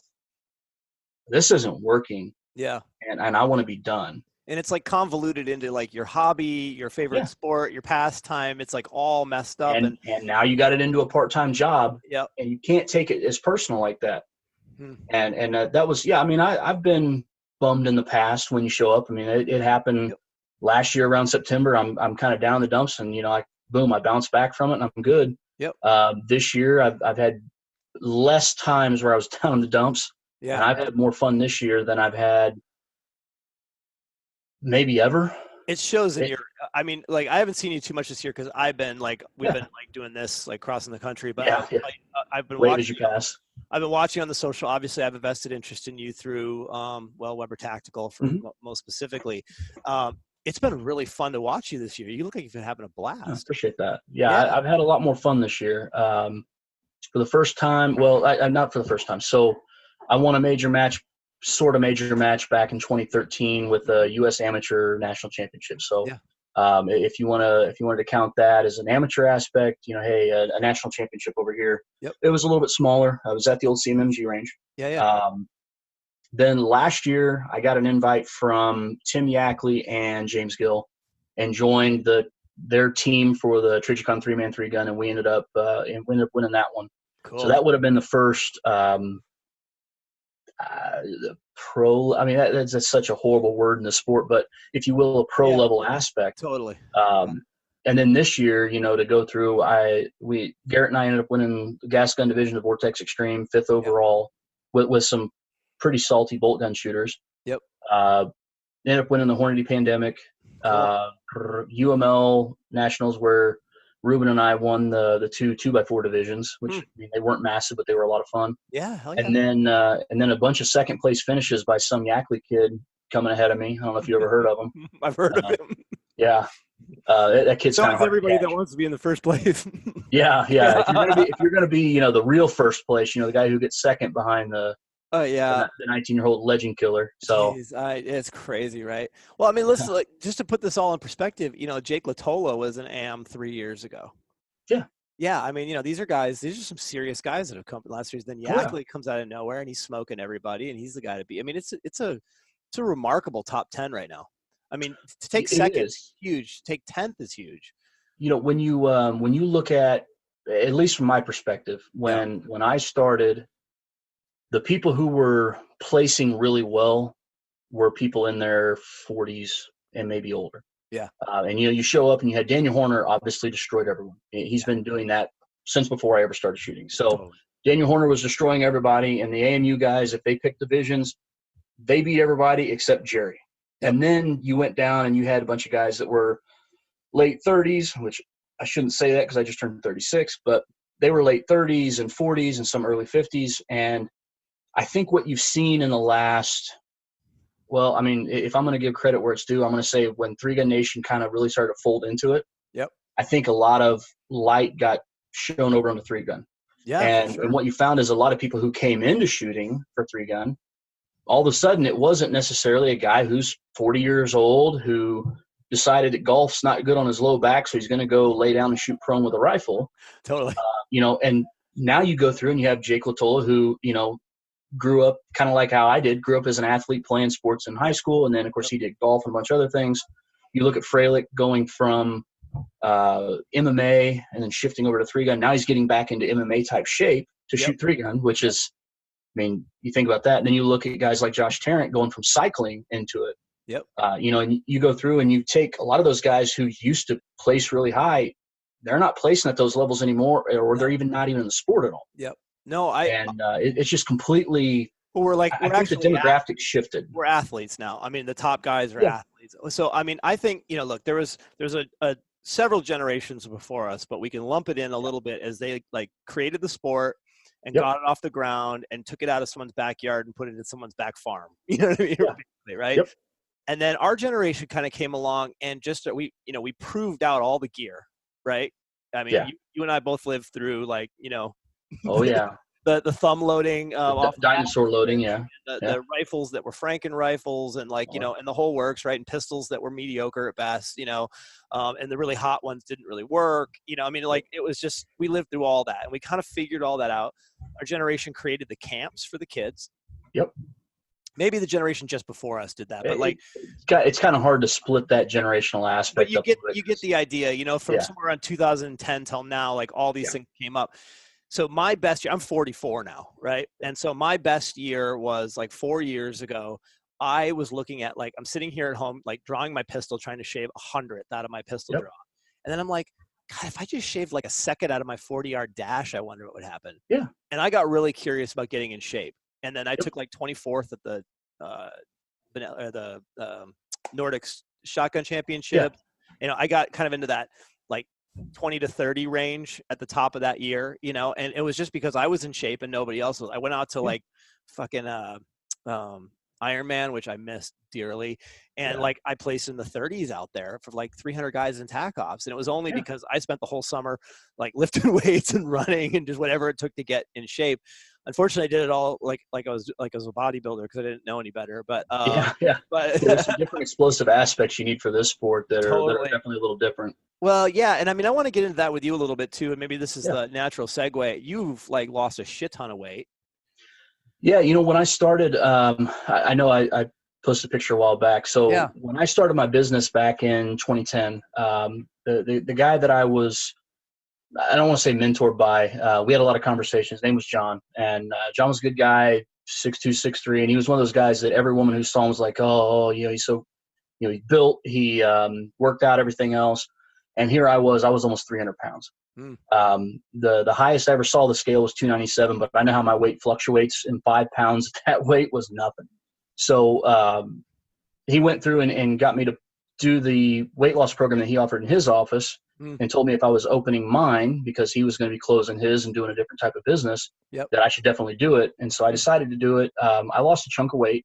I got down around the 260 to 270 range for a long time. And that's where I got into 3-gun. I was, 260, 270, at 5'9". That's just about as round as it is tall. And so, I shot 2012, 2013. I probably got my Gateway jersey around here somewhere because I keep at least one from each year. Yeah. And I bet you it was probably 2XL or larger. Yeah. And so when I started going shooting 3-gun, it was pretty easy for me to lose a little weight here and there. Yeah. Because, now my activity is skyrocketing. But one of the things I noticed, if you're going to reverse kneel off of a barricade or off of a spool or whatever you're using, I can't be there. I'm literally coming down and going and having a hard time. As breathing and heart rate were also issues. And sure, this is back in the day. To give you an idea, you never told anyone to buy a 2011 because they didn't run. Yep. And when they did run, they had to have very specially tuned mags, and if you dropped it and stepped on it, don't use that mag anymore. You got to retune it. That's it. And now you look at it and you go through and you're like, guys like Hayes and all the rest of them are putting these guns out that I can just sit there and run the hell out of it, throw my mags on the ground, pick them up and shoot them. Yeah. We're a completely different era as far as equipment now. But dude, can you believe, like, one of my most reliable guns is my 2011. Yeah. I did not have a single malfunction with my pistol all year this year. Not one. Yeah, I don't. Now, I'm very anal about my ammo and case gauge and everything, but even in practice, never had an issue. So I have no complaints whatsoever. But to give you an idea, back in that time, it was hard. So when I decided I wanted to kind of make a push, going into 2014, I stopped shooting in November. Decided, am I going to work out? Am I going to do this? Am I going to diet? And I was like, you know what? I got this thing we offer at the office. Let's do this weight loss program. And me and my wife talked about it. I'm like, hell yeah, I'm in. And I'm going to double down. I'm going to do it, twice in a row, which will put me in my mindset. The beginning of April will really set me ahead. Totally. When I hit the range, I had dieted hardcore and dropped right around 60 some odd pounds. Yeah. And then there's no physical aspect, no working out on that. The calorie content's way too low for that. Yep. So at that point, I'd probably lost a little bit of muscle mass and everything. But I was around 215, 220. Right. And all of a sudden I was taking top 20 at matches that I couldn't top 40. Wow. And I mean, it was a kind of a light bulb moment. And, I've been able to compete fairly well. And kind of the peak of my fat success was, I was back up around 230, 235, 240, around that ballpark. And I took 5th at the Rock Castle Pro-Am in 2015. Okay. Sure. So we're talking 3 years ago now. Yeah. And I'm 12, 15, 20, 12, 15, 20. Then just everything came together. My squad, I had Bruce Pyatt, Mark Roth, and Jay Carrillo pushing me. So I had some good people around me. That's right. And I finished 5th, and I was like, oh yeah, man. Well, last year I had 1 3rd place and then a bunch of 4ths and I think a couple 5ths and stuff like that. And I'm like, man, what am I missing? And I took a class with a local GM shooter, Merle Eddington, and Merle's kind of like, drop your butt to the ground, drop your butt to the ground. I'm like, what the hell are you talking about? He goes, every time you get to shoot a position, you stand up straight. And he goes, you're wasting time and movement, not shooting. Yeah. He goes, you shoot perfectly fine. He goes, you can shoot to where in 3-gun with pistol skills or anything else, you can still win. He goes, but God, you look horrible when you move. You look uncomfortable. I'm like, yeah, but I ran. And he goes, yeah, but you ran. You had to get your fat ass started and then get your fat ass stopped because you didn't start and finish low. And so, and it was one of the things I'm going like, huh. So I started to think about it, and we kind of had a couple conversations, and he goes, how much time do you spend on the clock pulling the trigger? I'm like, well, I shot the stage in 42 seconds. He goes, how much time was pulling the trigger? I'm like, well, what do you mean? He goes, how many shots did you take? I'm like, there was this. He goes, all right, let's say it's 12 shots, 14 shots, 24 shots, whatever. It doesn't matter, right? Sure. How much time does each one of those trigger pulls take? This doesn't take much time. Nope. So where's the rest of it? It's moving your butt from point A to point B. Yeah. And so at the beginning of this year, when I signed on a little bit bigger aspect with Phoenix Trinity, they introduced me to a guy, Tony Wells. Okay. And he's I've been working with out of Ohio, and he's a USPSA shooter. He doesn't tout the pistol shooting skills so much, but he touts the fact that he works on fitness pretty hard, and he's in his 40s and is in better shape than I've been since I was 17. That beat the absolute crap out of me from February till now. Yeah. And I mean, if anybody ever wants to know what a really crappy workout is to do that's just going to make you want to die in 30 minutes or less. Yeah. Tabatas. Oh, sure. That's what I do all the time. Oh my God. Doing 40 Tabatas straight. Yeah. I mean, and it's nonstop, and your heart feels like it's going to explode. And I'm watching my heart rate monitor going, 162 is not bad. You're like, oh, this sucks. But then, 29 and a half minutes later, all right, it's time to stretch, hop in the shower, and go to work. And I did that Monday through Friday, every single day for weeks. And so when I rolled into the Missouri 3-gun, Latola got me by a little bit and beat me there. And I took second place, and it wasn't by a lot. It was just some simple mistakes I could trace back and be like, man, I could have got him a little here. I could have got him a little there. Yep. When we rolled into the Extreme Texas 3-gun, second place. Yeah. And so him and I had a discussion. I'm like, I really don't want second place. I didn't do all this work for second. Yeah, I got it. And he goes, okay, well, you need some work movement, and we need to work on some different things in the gym. So we changed it up. Yeah. And when we rolled into the Hornady Zombies match, and two of the young kids coming in shooting, like athletes, God, man, both of them almost got me. Riley Croft and John Waddell. Sure. And I'm going like, oh my God, like I can't believe these kids are coming on. John Waddell, that kid came out of nowhere up here, and just he shows up on a Wednesday and smoked everybody. I'm like, yeah. Rolling up to the Hornady Zombie match. Yeah. I'm driving in, and I get a message from them on Facebook from John and his dad, like, hey, what are you doing? I'm like, I'm getting ready to pull in. I'm like, we got an hour and a half before we can go to the range, check stages out. Yep. Like, I'm going to find the taco place I ate at a couple of years ago. I'm like, I'm going to have a cheat day. Yeah. Like, well, hey, let's meet together. I'm like, yeah, cool. We meet up. And so we hang out, we have tacos, all that stuff, and we're talking and all that stuff. Next thing I know is like, it's the end of the second day. We're rolling into the third day, and I've got 2 stages left, and I'm winning the match by like 1.2 points, 1.2%, something like that. Yeah. And it's Riley right behind me, and then John Waddell right here, and I'm going, I'm going to end up having a chance to win a major match for the first time ever on my own. Yep. Or I'm going to get beat by somebody who can't even have a freaking credit card. Yeah, can't drive to the match. Either one of these can buy a beer. I'm like, oh my God, you got to be kidding me. And so, I mean, I started doing the math, and I normally hate looking at scores that, during the match. Yep. I started doing the math like, okay, Riley's winning this stage. I know what I need to do it in to keep my points. And then the last stage on there is the all shotgun stage. And like, I think I need to have if it was 36 seconds. If I'm at 36 seconds or better, the math works out. They can't beat me. Right. And so I went and I shot that one stage, and I roll up to the all shotgun stage, and I've got everything memorized. I'm going through all the stuff, and there's a deck we had to climb on. You shoot a few over here and shoot over these over here, then take off the deck and shoot around this hay bale. And I already knew how I was going to lean and where my foot had to be. And I finished it up, and he goes through, and it's like 31 seconds. I'm like, all right, well, that caps it off. Nice. And Ruben's kind of looking at me like, what do you mean? I'm like, well, mathematically, he can't beat me now. Yeah. and he's like, you did the math on it? Yep. Yeah. I know how hard I got to push on it. And I'm like, and it's with the shotgun. It's the one place I feel like I really can. Yeah. But the biggest aspect, both of these kids are, 17? Yep. 18 now, maybe 18. I don't think John White. I have a hard time running as fast as they do. Yeah. Oh, I know. I got it. And that's an aspect that if it wasn't for all the stuff that Tony and I did throughout the year to bust our butts, yep. I wouldn't have been able to do it. And then, of course, the funny part is, and talking to Tony about the fitness aspect, and he goes, if you actually manage to win a major match this year, he goes, then I'll know that the program we put together was successful. He goes, if you're taking second and third, and finishing like last year, he goes, you might just be a little smaller. Yep. And I'm going like, okay. And so when I won the major match, he goes, you got to be kidding me. I'm like, no. And he goes, I didn't think it would happen by June. Wow. And so he goes, okay, do you think it really helped? I'm like, yeah. And I'm like, I think I can help you push that as an aspect that other people can do. Cool. And so we ended up, when we kind of unveiled like, hey, by the way, this is who helped me, and here's how we can get you hooked up where he can help you with it too. Really it's going to cost this much for initial, all that stuff. They were able to crank that out. And I know what's his name? Several people who've done it. Tony Wells. Tony Wells. And what is there? How would people find him?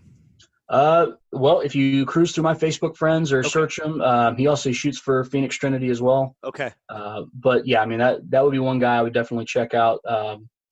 It's one of those, like, I would highly recommend to a lot of people who are on the shooting teams that I'm on, if you want to go through and compete and do better, everything else, give him a call. I mean, guys like Freilich already know how to do that from MMA, how to work explosiveness and stuff like that. But I hadn't really worked out since high school. Right. So my wife and I did the math. I have now officially been out of high school longer than, all my school, everything put together from before high school. That's right. So, we met when I was 18. Now I'm 36. It's like, oh, crap. I've known her longer than I've not known her. Yeah. Which is about the same timeline. So, I haven't worked out in that timeline. So 18 years without going to the gym and hitting it hard. And then here's somebody's laying it out for me like, hey, you can't jump into this stuff overnight. And so we had an aspect of what we were building. Then we got to the Tabatas and everything else. And, that was one of the things that really kind of helped accelerate that. Yeah. Huh. So I've been into fitness for about 5 years. And I got all my information, because if you're a normal person, you just start Googling fitness, you're going to find bodybuilding stuff because they've got all of it, right? Oh, yeah. High protein, whatever, low carbs, the whole world of that. And so I'd gotten to the point, and I was at about 190 pounds. I'm down to 170 right now. Yeah. But I was 190 pounds. I was a lot bigger than I am right now. And I felt like crap. And then I went in January, I got a diagnosis of testicular cancer. Now, I didn't have testicular cancer, but for 10 days, I had that diagnosis. And I'm going to tell you, I was thinking about everything, right? Like, what am I going to do to food? Like, what am I going to get? So this year I got really serious, and I got into I'm doing this show on Friday. It's like a 10-minute show called The Hive. It's a podcast. It's just giving one of these little elements at a time. And like, my avatar is my clients. Like, I want them to be healthy, abundant, and everything, right? And I'm just trying to share some of this stuff, because what I started figuring out is I own a company, I own a few of them, and they're busy and all that stuff. It's like, what's the minimum dose for efficacy, right, of everything? And I've gotten down. I'm not nearly as big as I was, but my endurance is through the roof right now. I mean, I'm actually, I couldn't make my leg day, so I'm jamming a Compex right now. This whole interview, I've been working on the endurance of my legs. It's not perfect, but it's what I have right today. No, it's, I got to the gym 15 minutes late this morning, and the whole time I'm there, it's like, hey, I've got to crunch everything I was going to do, 15 minutes shorter period, That's right. Which, I mean, if I was going to spend an hour, now I got to do it in 45 minutes, which means if I was going to do a half-mile warm-up, it's not going to be a half-mile brisk walk or light jog. It's going to be, I'm going to have to bust my ass because I've got to go over and hit that 1,000-meter row, and then I've got my ab routine, and then I got to go lift weights, and I got to do this. And everything's based on that. So if I got to go. Yeah. Which sucks. The good part is I've been selfish about it. Totally. So my time is 7:35 in the morning until 8:45. Right. That's mine. It's no one else's. It's my wife knows that, hey, I'm leaving the house. There's not a question of like, hey, are the kids up? I'm like, don't know. Yeah. Or, are the kids ready for school? I'm like, I'll be here later. I'm headed to the gym. And she's been a huge help with that and supporting that background of being able to help me be able to get there. Otherwise, if I was putting the kids on the school bus, I can't get them on the bus till 8:10.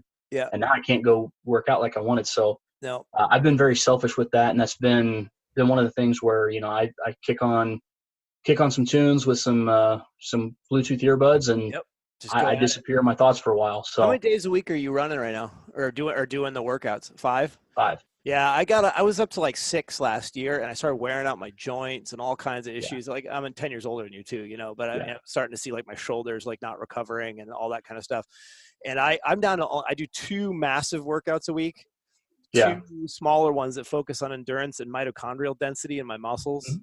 and then one other thing. It doesn't have to be like a heavy workout. If my heart rate variability is off, I'll do something really light, like just go for a walk for 30 minutes. And I'm down to about I bottomed out at 16% body fat, and I can't live like that. So I'm at like 18 right now.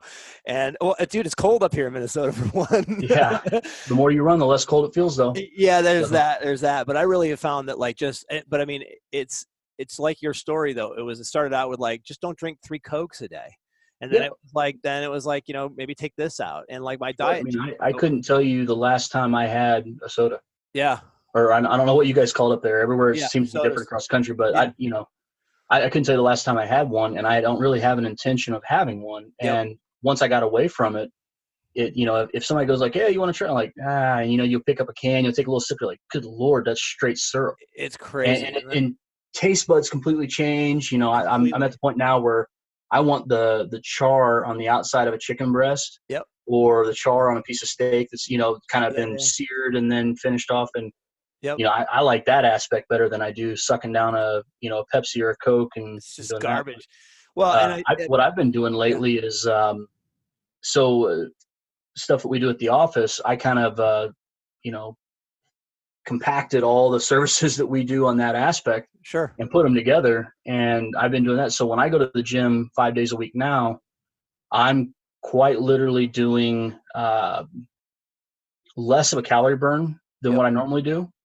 And I don't lift a whole lot of weights. And when I do, I don't lift heavy weights. With my body type, if I start lifting heavy weights, I start packing muscle on, I start packing size on. And that's what I'm trying to do. The way Tony put it is, if you want to run faster, quit carrying an extra bag of dog food on you. Totally. And so I'm like, okay, well, I'm trying to get away from that, which means higher reps, less weight. Totally. But I'm running right now. You're on your body, brother. Well, it is way easier. Yeah. And I don't need to feel like I'm the big man on campus. No. It just doesn't do anything for me anymore, like what it did when I was in high school. But totally. Yeah. One of the things I've been doing is lately with the diet that I'm pushing and the supplements that go along with it, from the things that we do in my office as far as the medications, everything else. Yeah. My calorie deficit every day has been between 2,000 and 2,800 calories a day. Wow. Huh. So the rate that I've been dropping is I started around 230, 235. Yep. Today I was around 218. That's great. Believe it or not, my parents bought me 511 strike pants for my birthday. Yeah. And I got them, and I opened up the pack, and I'm like, "Oh man, that's really nice. Thank you." Like, well, your wife really likes the ones you have and the way they look, blah blah blah. So we thought we'd buy you a couple pairs, and so I pulled them out. I'm like, "Yeah, these are." The waist on them's 2 inches smaller than the ones I own, and I can't hardly wear those anymore. Wow. Like, well, try them on. And I tried them on, and I can take a fist on this side and a fist on this side and then push the front out. And I'm going, oh, crap. Yep. And they're like, oh, yeah, we thought that might be a problem. You said you drop some weight, and we bought them. Well, I originally started at a 44 waist. These were 38s. Wow. The 40s I wore a couple of years ago that are sitting in my closet, they're 40s, and they fit then, and sometimes they're a little tight. Yep. Me and my wife can both put them on. That's same time. Well, look, and on top of all the physical changes you're seeing, the most amazing thing is you start pulling that fat out of your organs. Yeah. And they start working better. And then when your organs start working better, everything starts working better. And then you can start, you're at that turning point right now where you can start really, really having massive impacts on your health besides just the joints and the weight. Oh yeah. The blood pressure, the heart rate, everything is just dramatically different. Yeah. And the thing that, Ruben and I had a conversation, we were shooting the Vortex Shooter Source match down in Texas. Yep. And I think on the 2 long range stages, I had a total of 2 makeup shots. And if you ever shoot that match in Texas, what you'll notice is like the long range stage will be 26 long range targets out to 500 yards or 550, 600 yards. Yep. Yeah. And it was one of those things that, I shot pistol, dropped down, and went 1 for 1. Yeah. With maybe one makeup. And then we get to the other one, you shoot shotgun, shoot pistol, drop down, and you had to run across the deck or something. Didn't have to go too far. Yep. And then it was 1 for 1, one shot at like 550, saw where the dust hit, made the correction, pulled, and hit it. And I mean, it's one of the few times I've ever been at a match before. And you know what it's like shooting a match. Yeah. Where you go and you finish the stage and you're clearing your gun, and you're like, who in the hell is clapping? Yeah. That's awesome. Oh, yeah. Apparently they thought that was good. Yeah, that's great. I mean, I was happy with it, but I didn't think it was that good. No. And when we talked about it, and especially when I talked to Tony, he goes, "What's your heart rate like in the scope?" And I'm like, "I don't know what my heart rate is." He goes, "Okay, but what happens to the reticle if your heart rate's up?" And he started talking about it, and it does this. Yep. And so it'll move kind of in a rhythm. And the way I always used to shoot long range was, if it's moving in that rhythm, either I'm catching it on the up or catching it on the down. Yeah, you break the shot. Okay. Well, imagine it's doing this. It's moving slow enough. No, I'm just going to move the reticle to it and pull the trigger. Pull the trigger. And it's like, okay, this is why you don't want to be fat. Yeah. This makes a lot of sense. Like, this is a really good reason. Not only can I see myself when I stand in the shower, but now I can also shoot long range. Yeah. And it just makes a world of difference. What are you doing for self-quantification? I see you got the Apple Watch on. I'm using that as well. What are your sort of metrics you run? Probably a little more loose and free than what I should be. Yeah. I'll go through. I've got a move. You got the basic movement app on the Apple Watch, but then you also have a couple that you can download where you can set start times for certain exercises. Yeah. And then I've got one called Seconds that anytime I'm doing Tabatas or hit training where it's on a timer, it'll run through the Apple Watch and also run through my iPhone. Mm-hmm. So what I'll typically do is I'll have, something kind of like this. Real cheap, Five Below aspect, basically a way to hold my phone. Yep. I'll toss that on the floor, and it'll have the timer running to where I can watch it. And if it's flashing green, it's time to bust your ass. Yeah. If it's flashing red, you have 10 seconds to rest. And so if it's green going, I don't care what the timer says, I have to go. Yeah. But then it goes red, it's like, oh, okay, that sucked. All right, what sucks next? All right, there we go. That's what's going to suck next. Yeah. So those are a couple of things that I use, and I think that's probably an easier way. The other thing is I use a food tracking app. Okay. It's My Plate from Livestrong. Okay. Cool. And the really cool thing about it is this is Muscle Monster. Yep. Barcode. I scan the barcode. Yeah. And it pulls it up and did you eat this? Yep. Huh. And then if I go through, if I make chicken breast on the grill, 6-ounce chicken breast, pull it up. Here's grilled chicken breast. Yep. Okay. And you go through, it's like, 3-ounce portion times 2. I ate this. Cool. So are you measuring macros then, or are you just doing like total calories? It's actually got a breakdown on the MyPlate app of your macros, and then you've also got your total calorie count, and then you can also punch in your current height, current weight, current activity level, and it will give you a calorie deficit. Yeah. So it'll take it, and it's weird. It actually, my iPhone app with MyPlate talks to my activity app on my watch. Cool. My activity app on my watch not only tracks my activity throughout the day, but also talks to the app for the workouts and talks to the Seconds app for the workouts. And so whichever one of those I do records in my calorie burn and as my exercise in the activity app. So great. Which reports back to the MyPlate. And so by the time I'm done, I look at MyPlate and go, I burned an extra 842 calories today. Yep. Between this, and this workout, this much activity, everything else over what my sedentary amount would be. Yeah. And then I'm at this weight, which my calorie needs might be 3,200 calories a day. I ate 1,260 calories. My total calorie deficit is this. Wow. Which if I keep that calorie deficit puts me at this many pounds down a week. Yep. That's incredible. That's great. And that's, like I said, going through the last probably 3 weeks, I'm down. I'm not down 20 pounds yet, but the goal is push to 200, see where I'm at. Yeah. And then from there, I can very easily see myself going to 190, maybe 180. Yep. I don't know that I have a build that would support 170 pounds. Yeah. But at 180, 185, I got to imagine there's no way I could physically run or move faster than what I could at that weight. No, I wouldn't think so. There is a trade-off. You still need some muscle to move the body. Yeah. What have you gotten curious about sleep at all yet? I have a sleep tracking app, and I've gotten into that a little bit. But one of the things I noticed, one of the medications that we take through the office for weight loss, I sleep like a freaking baby. Okay. I mean, like 9:30, I want to go to bed. I want to shut the TV off. Yeah. I'll wake up at about 3 minutes before my alarm's supposed to go off, pick my phone up and be like, weird, my alarm didn't go off. Go to check Facebook. I'll pull up Facebook, and then the alarm pops up and scares the hell out of you. That's great. That's pretty common. The only bad part is when I come off of that, I'm going to have to be really good about – I try not to eat anything with carbs after like 6 p.m. Perfect. And then I don't want to have any caffeine or anything moving later and later into the day because waking up and going to bed and, it's just going to start screwing with sleep cycles. So you have to mess with that a little bit. Yeah. I mean, that's been an aspect of it. I got really curious about that this year too, because that's one thing that I've never slept well. I've always been like kind of an insomniac, and and I started working. And I'm probably 30 or 40% better sleep today than I did at the beginning of the year, and it's made a huge difference. That's why I wear these, like, because I work at night, and I've got these. For those of you who can't see this, I'm wearing like a red blocking glass, a blue blocking glass. It cuts the flicker down, and then I can work. Otherwise, if I can stop at 8, that works great. It gives me like 2 or 3 hours. That doesn't always work that way. So I wear these at night. They're goofy. I don't give a shit. I sleep great. The whole idea is to block that blue screen effect. So so you don't screw up your circadian rhythms, and it's really messy. Oh, really cool.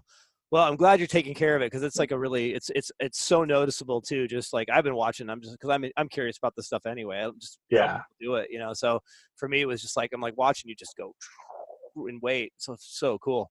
Yeah, I mean, it makes every aspect a little easier. It does. That's what a lot of people don't understand. And especially like at my office, where one of the products we sell is weight loss. Yeah. It's really hard to stand there at 300 pounds and go like, this is how you could lose weight. Now, don't pay attention to how fat I am. Yeah, totally. But the flip side of that too, I had a conversation. Tuesdays are always our medical day at the office. Yeah. We shut down the afternoon. We do nothing but medical patients. We take care of everybody, and that's what we focus on. And one of the patients we were talking to, I'm like, okay, when you went to such and such place, how much did it cost? And they told me, I'm like, oh my God, I can't imagine paying that. And she goes, yeah, that's why I'm here. I'm like, because I offer the same thing for less money. Yeah. And when they come by and they're like, yeah, it really kind of pissed me off, because here's this 22-year-old girl, and you can tell she has never been fat in her life. She looks amazing, everything else. I'm like, it's kind of funny. I had a personal trainer a long time ago that it looks like he was born with six-pack abs. Looks like the worst thing he's ever had to do is get six-pack abs back, right? Yeah. And then so if you're going to talk to somebody about weight loss that's never had to lose more than 5 pounds, it's really hard to see the validity in, okay, so you're a professional race car driver. No, but I'm going to teach you how to do it. Yeah. Totally. Well, wait a minute. So you've never raced a car professionally. No, but I'm going to teach you how to do it. And it's kind of the equivalent of, you go and you jump into 3-gun and you're going like, okay, so you're going to teach me how to shoot 3-gun. Well, like, nah, I shoot USPSA. I'm like, okay, how do you load a shotgun? Nah, we're going to teach you how to do it. Okay, can you? Yeah. I mean, like, you shoot well in USPSA, but can you load a shotgun? Can you shoot long-range rifle? And that's one of the aspects, if you go through and you've been through losing that amount of weight and you're going to help somebody else lose it, hey, guess what? This is all the things that I've done. This is what's been successful. This is what hasn't. And here's what you're going to experience along the way. Yeah, totally. Yeah, I'm a huge believer that if everybody, like, whoever dealt with anything, whether it's, for me, it was addiction, for you, weight, gain. It's like, if we just turned around and helped like one other person out of the whole, like, then all the bad shit is not bad anymore. It's got a new face to it. It's got a value now. It's an incredibly powerful in a world where people aren't really helping each other anymore. No, in a world where we troll everything, it's completely different story. So and it's really been good. I think we are collectively getting better also, like in the shooting community, less of the sort of like BS that's just like, you've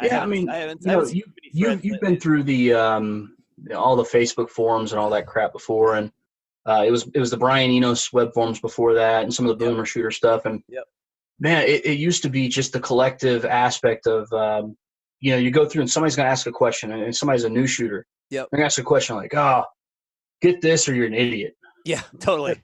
Okay, hey, the guy doesn't want to be an idiot. Right. He's really not an idiot. Nope. Why don't you actually offer him some help? And, I saw one thing today, and completely competing optics company. Matt Kupika made a comment about somebody goes like, hey, here's these 2 optics, blah, blah, blah. And Matt's like, okay, well, the Vortex Razor is really good. Yep. And the Trichicon acupoint's really good. And this one's 1 to 8 first focal plane. This is 1 to 6 second focal plane. Difference from 6 to 8. Some people will argue that, now you're swimming for targets, and this one's got a wider field of view, or this one's first focal plane, and it's true no matter where you put it, and this one's second focal plane, and it's not. And he basically laid out, he goes, hey, the razor is the one that all of them are measured by, and you may measure this higher, you may measure it lower. Both are great optics. You're not going to lose with either one. And I'm going like, so guys like Kupika are kind of the newer breed that started after, at least now I don't know when Kupika started, but he became noticeable long after I started. His attitude online has always been really good. Yep. Yeah. And that's what we all need to be doing. I mean, it's just like, my favorite one is like the guy's like, hey, should I buy this trigger or this trigger? And then the guy from, I love Hyperfire. Yeah. I'll throw them under the bus. He gets online. He goes, well, if you're not shooting a Hyperfire, you're an idiot. Well, no, man. I mean, the JP trigger is great. If you like this, it's awesome. And that Geisley, a little heavy for my taste, but man, it's a great trigger. Like you can't go wrong with any of these. I mean, the gear we have today is remarkable. Oh yeah, all of it is. It's even a Stoger for $500 is going to give you a righteous season or two. Especially when you put a little work into it and polish a few things up. It's. I mean, hell, Yackley's beaten me several times with a $600 Stoger that's been worked over a little bit. So I can't say a whole lot there, right? Forget that stupid kid. Yeah, I don't know what he's. Yeah, he'll meet a girl someday. It'll all be over for him. Yeah. Hey, I actually Nate Staskowitz. Everybody knows that at AMU now. Yeah. So I can remember shooting with Nate back when he wasn't really super good. Yeah. And then shooting with him when he just destroyed all of us. Yeah. And then of course shooting with Yackley. Yep. I have offered for both of them, I will buy them an Xbox if they'll play it. They have no interest whatsoever. Like Becky literally told me that Tim would probably sell it to build an AK. Yeah. Oh God. Damn it. Yeah. I'm not buying him a freaking gaming system for him to not play. I want him to play. I got it. Dude, we just need to put the right girls in their periphery, because that's one that no one's getting away from. We just you have a great girlfriend for a few months. That's a mess. And then and if your heart isn't broken and it works, you have kids. Oh, now we're talking. Yeah, that's the aspect is the guy that I'm chasing right now in TAC Ops is like 19 years old with no kids. Yep. And here I am. I'm married with 3 kids, a mortgage, 2 businesses. And I'm like, totally. Maybe my idea is a little off, but at the same time, I'm still going to give it hell and try. Yeah. So. But how cool is sport that, it's one thing I think is so great about 3-Gun is here's a 19-year-old kid, a 36-year-old, business owner. I'm 44, business owner. There's women who are, whatever, really, honestly, when it comes down to the shooting, now there's some physical aspects of the game. Things people can't do. When it comes down to the shooting, we're all on the same playing field. Yeah. And it's just the best. You talk about the physical aspects of things that, you can and can't do, stuff like that. Yep. One of the guys that always comes to the back of my head is Gil. Yeah. And one of the funniest things I've ever seen him do that was just, it was borderline mean and insanely hilarious. So there was a woman there. So I'm like, oh man, this looks like so much fun, and he's like, well, why aren't you shooting? She goes, oh, I rolled my ankle the other day. My leg's a little sore. And he goes, yeah, cool story. Lifts his leg up and tink, tink, tink, tink. And she kind of just sits there and goes, oh. And then I was just like, oh, please lower the sunglasses. Just show her the fake eye. Oh no. But he didn't completely destroy her world, but you could tell she was kind of like, oh yeah, that excuse didn't really work too well. So. Well, I remember watching Nubs. I haven't seen much of him lately, but I mean, man, that guy, he fell off the fucking wall at the tobacco back. I was there. I was just like, and there was no quit.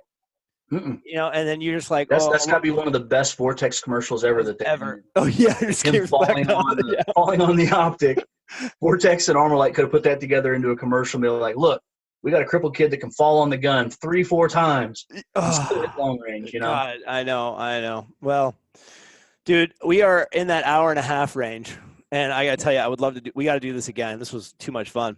Yeah, definitely. Yeah, thank you so much for taking the time and coming on the show. And I guess let's end this with just a quick question about what, we don't want to give too much help to the younger guys, but the older newcomers, what's one, what would you tell them, if someone comes to you and says, hey, I want to get into this crazy game and you can't talk them out of it. What would you tell them to do? Well, drugs are cheaper. Yeah, right. Totally. You're more likely to keep a marriage with cocaine than you are with 3. Exactly. Right. No, I mean, I would. Everybody's always giving the advice: don't buy anything. Show up with what you've got. Yeah. Have fun. Everything else. I'm going to vary a little bit from it. Don't worry about guns yet. Okay. Number one, just look up a rule set. Make sure that the ammo that you have is going to be fine for it. Make sure it's safe. Don't show up to your first match and get kicked out for having green tip ammo. Totally. Any of those of us that are in the know about it, green tip ammo doesn't destroy steel. M193 is worse on it, but it can cook off a fire from sparks, stuff like that. So Don't show up with it. Yep. Make sure the ammo you got is correct for the match you're going to shoot. Don't worry about shotgun caddies just yet. Hell, most of us have spares we'll loan to you, or we'll give you a chest rig that you can load off of, whatever. Yep. Shotgun, yeah, I get it. That's the one where everybody's kind of on the fence. Don't go out and buy anything yet. I mean, hell, I've got 3 of them. Totally. I'll let you borrow one if needed. Yep. What I would say is, make sure your stuff's safe first. Yeah. That's one of the things. I invited a friend out to his first match, and man, I was excited. This is one of the guys I grew up with, and we had a really good relationship, and I DQ'd him. And it was one of those things like, he goes, well, what do you mean? I'm like, dude, you can't turn around with the gun. You just pointed the gun at him. He goes, well, it's not loaded. I'm like, no, dude, you're out. And of course, it's silent drive home. Yeah.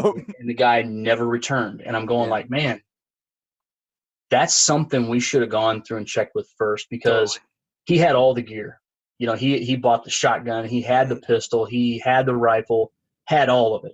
Yeah. He borrowed shotgun caddies from me, was it. But because he didn't know those aspects, and part of that's my fault, I didn't bring those aspects along to him. Yep. If you don't know the safety rule aspects first, that, in my opinion, is the first thing you have to do. After that, make sure your gear's safe. Make sure that you're not wearing something that's going to, be a problem on the range. If you're a lady that's out there, don't buy that stupid bib thing for your boobs. Wear a shirt that's not going to draw 9mm cases into them. Yeah, totally. Wear attire that's going to be there. If you're going out there like Mark Roth with flip-flops on, realize you're going to step on brass. Yep. If you're okay with that, cool. Yeah, totally. It's kind of funny to watch. Yeah.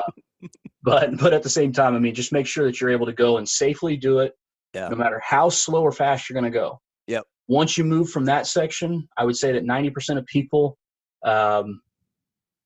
trot. They shoot over here, then trot over. Oh, I got some great I get it. Even once I wanted to be competitive, I stopped trotting and I ran. Yeah. And I was 270, 260 pounds, whatever. And I was out of breath, but I ran from here to here, and I went from almost last at the club level to upper third.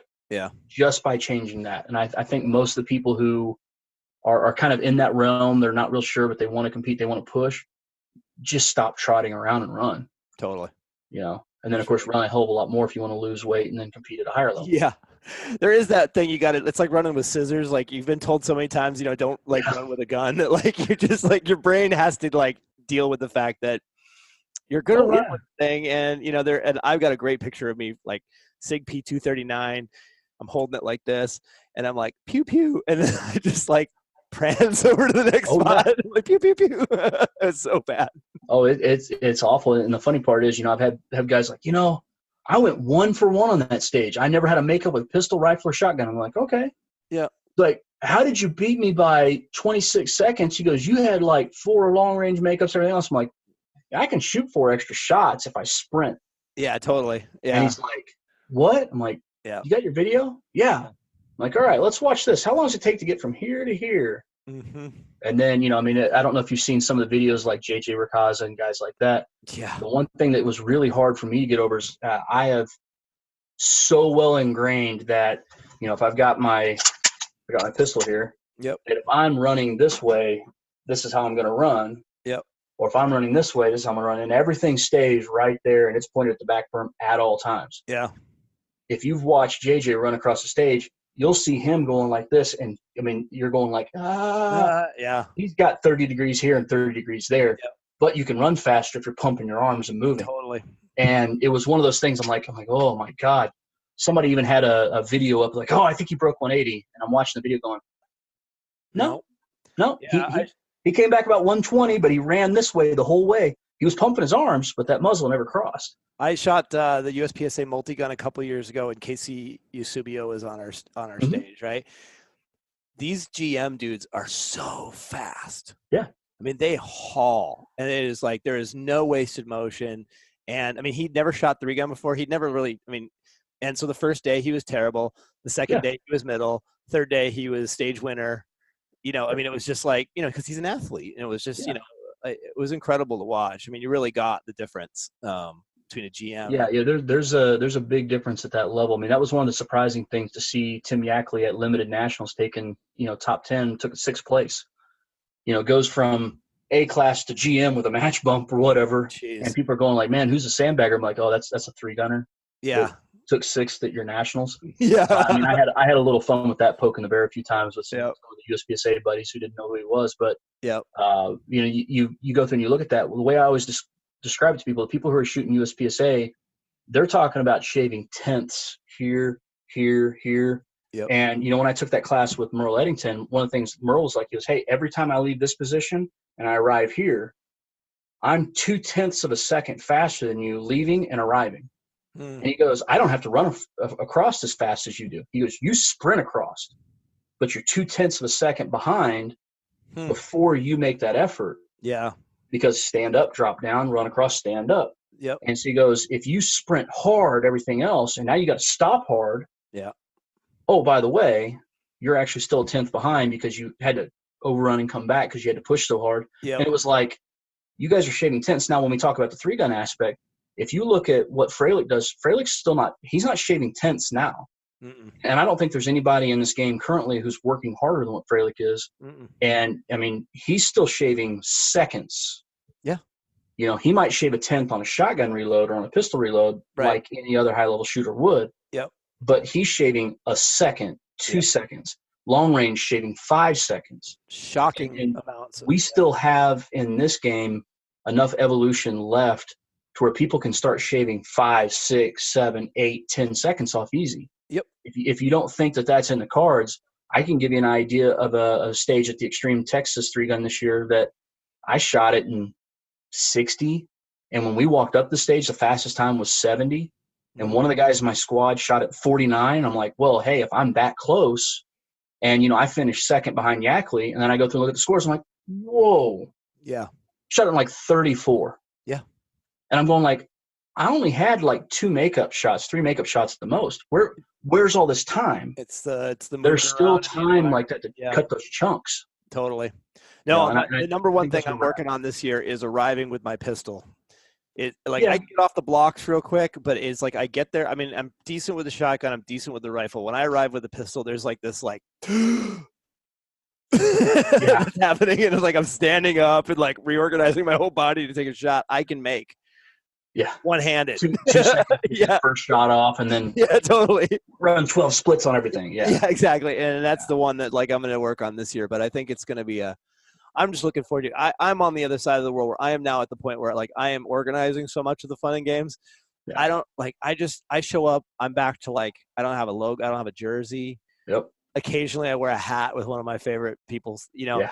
I have no pressure whatsoever, you know, and it's like we talked about the kind of the difference in the evolution from early on until now, and one of the things I said, you know, it seemed like nobody had jerseys other than the top guys. Yeah, you know, everybody has a jersey, and one of the things that I've had a conversation with a couple people, I'm like, okay, do you just want to be sponsored? Do you just want a jersey? What's the big attraction there? Because I've been there, I've wanted that. But what I've noticed anymore is like there's, I think, going to be a little bit of a movement of people are going like, you know what? I got a scope. I don't need an optic sponsor. I've got a rifle. I don't need a rifle sponsor. I've got 2 pistols. I don't need a pistol sponsor. I've got ammo. And let's be honest. The ammo sponsor is the only one that really, really pays off. Totally. You know, unless something comes across with sponsor slots or payment or reimbursement or something like that. Yep. Where the sponsorships don't have something big, but an ammo sponsorship, like, my God, if I have 50,000 rounds to play with for a year, oh man, it's gonna be like a kid in a candy store. I'm running every drill all the time. Totally. Yeah, I'm gonna be pushing like Freilich does, you know.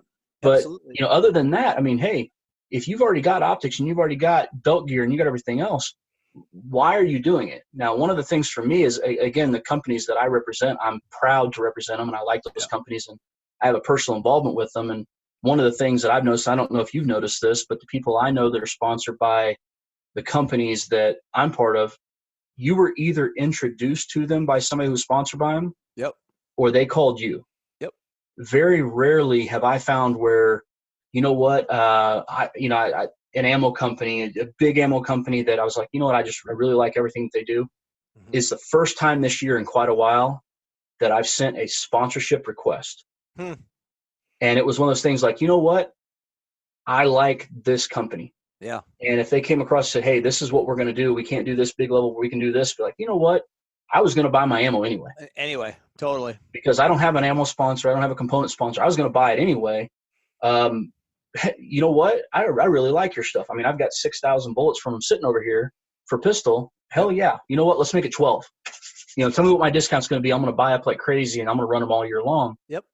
You know, I mean, that's kind of the different aspect that I look at it now. And realize, you know, we used to make fun of the guys who had 10, 12 sponsors. Yeah. You know, like, oh, that guy's a sponsor or everything else. Well, here's what I'll tell you, that Rob Romero and Jansen Jones knew a long time ago that if you were actually going to make any difference to what it costs you to shoot the sport, you had to have a lot of people backing you, whether they were small or big. And look at it how you will. Yeah. Yeah. But very rarely are you going to find that one big company, that one big sponsorship where that actually helped. Yeah. In reality, with the help that most of them give, you're not shooting cheaper. Nope. Shooting a little more. And a little better gear, maybe. Yeah, you might be shooting some better gear. I mean, and that depends upon what level you're coming in at. I mean, I bought my first razor. I bought my second razor. I bought my fifth, sixth, and eighth. You know, I mean, I bought multiple razors, everything else. So even if Vortex came across tomorrow and said, hey, by the way, we don't like you anymore, and you said something mean and nasty and you're gone, I'll be like, I'm not selling my razors. I'm not giving them back. Nope. I'm set for a while. Yeah. But, you know, Vortex is one of those companies I'd stick with. I really get your point, and like Rob Romero I've learned a lot from him this year about the game. I mean, you know, you can love or hate Rob, whatever you want to say about him. There's very few people that know as much about the evolution of the business of our game as Rob Romero does, or Jansen Jones for that matter. But I've been telling guys lately though, like the ones that really want to be a sponsored shooter is like go and like really take care of and love up like 1, 2, or 3 sponsors tops. Like go really crush it for them and then see what happens. You'd be amazed, you know. But there's guys it's amazing when a company calls you and like, man, I really like what you're doing. Yeah. What do you think about this? Totally. And I mean, it's been one of those things like in the last probably year, I've had people like, hey man, you know, we've got this, blah, blah, blah. What do you think about checking it out? I'm like, I tell you what, if you want me to check it out, I'll check it out. Yeah. Like, I have no problem giving you an opinion. Like, and opinions are worth exactly what you paid for it. It's a free opinion. I like this product. I don't like it. Yep. And, you know, there was a product about a year ago. A guy comes across. He's like, yeah, man, would you check this out? Would you test it? I'm like, all right, cool. So I went and I shot a stage. And the first stage I shot, I broke it. I handed it back to him. I was like, yeah, this is nowhere near up to par with what I'm using. And I handed it back to him. I'm like, I don't mean any offense by that. No.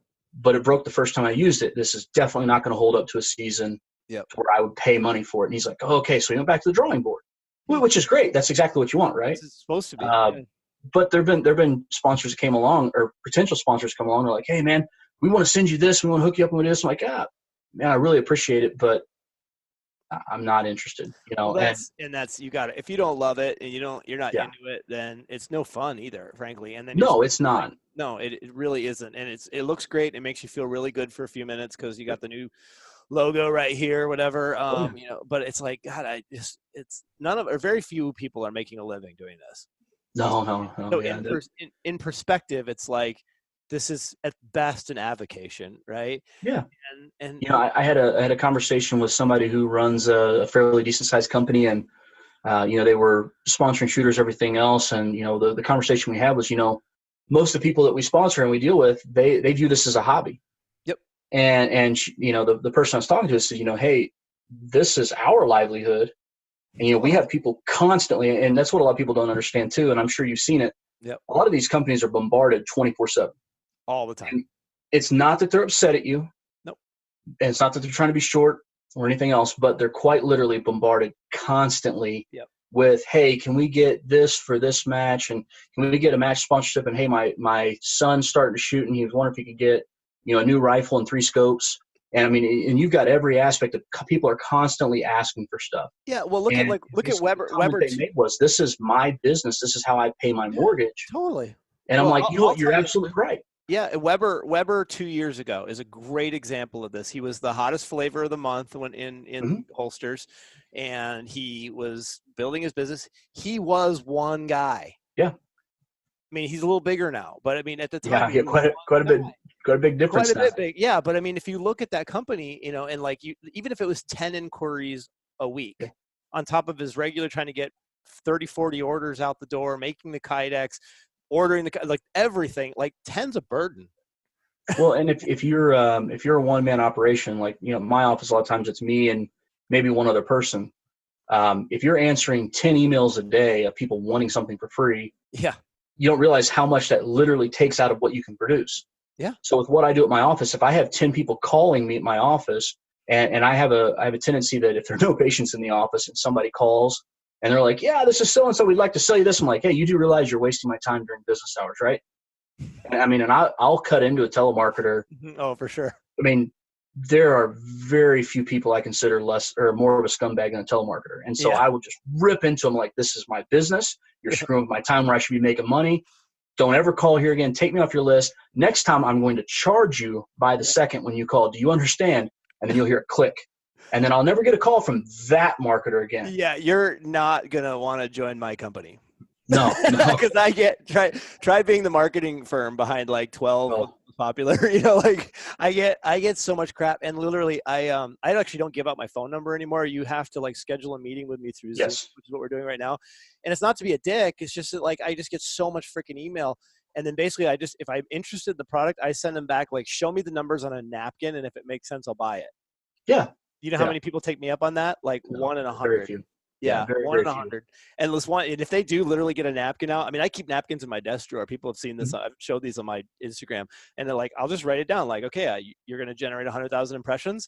That's, whatever, 400 click-throughs. It's blah, blah, blah. And then we're worth $22. I'm going to make $800. Okay, great. You want to sell it to me for 1,000? Yeah. Yeah, that's it. That's the finger. Yeah, exactly. Yeah. Yeah, I mean, the ones I deal with, everybody gets the scam calls, everything else, but I get ones that go through and they want to do special continuing education, and you can go here and you can do this and you can do this. I'm like, I got it taken care of. Yeah. You need to leave me alone during business hours. Here's my email address. If you ever feel like sending me something, fine. If I don't like it, I'll just delete it or unsubscribe there, but don't call and waste my time at the office and stuff. And so I've lit a few people up who are probably just a guy trying to make a living sitting behind a little telemarketing machine. And I'm like, what? McDonald's pays just as well. Don't ever bother me again. Yeah. And the thing too is that people don't get, like, I don't know if you've ever done professional sales, but I've been around sales. I mean, I train salespeople, the whole thing.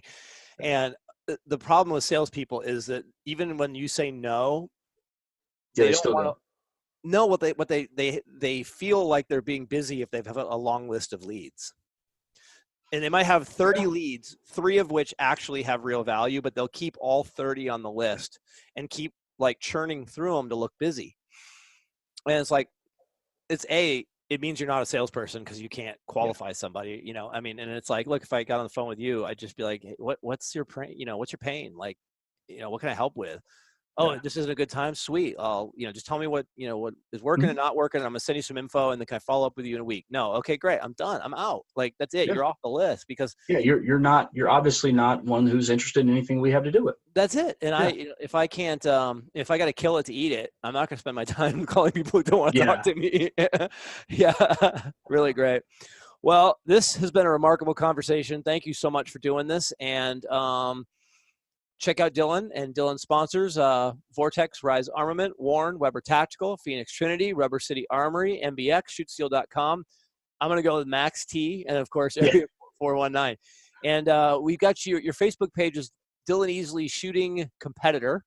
Yeah. And Instagram. Yeah, I changed that a little bit. Yeah, is Dillen _Easley _3 gun. So follow him, give him some likes. and check out what he's up to. He's doing some really cool content right now. So thanks so much. I appreciate that. All right, everybody. Thank you so much for listening.